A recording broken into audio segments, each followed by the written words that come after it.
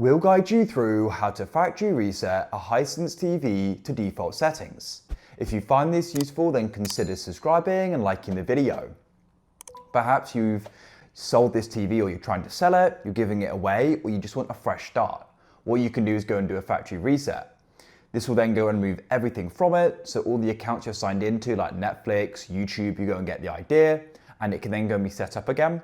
Of course, just remember you are going to be losing things you set up on your TV, so it may be a bit of a hassle to redo. But if this is what you want to do, let's get started. So what you need to do is come onto the remote and you want to go and press on the home button, and you're going to go and get brought to where I currently am here. As you can see, I'm just scroll down a little bit.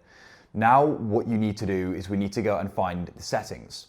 So you can come and scroll to the left or tap to the left by pressing the left arrow on the remote, and this opens up. And what you then need to do is go and tap down and find the option for settings just there, and you then want to go and click OK on it. That will bring you here. Now, you may go and think it's in system, that would go and make sense, but in fact it's not. What you need to do is go and tap all the way down to support, click OK here, and this will open up this list. And then at the bottom, you've got the option reset to factory default. So you can tap all the way down and click OK. And you then need to go and select restore. You can choose if you want to go and save existing channels. I won't, I want to press restore. Enter in the reset pin, which is shown there. So I'll go and type that in now. Then you can go and press return, and now it's going to go and reset.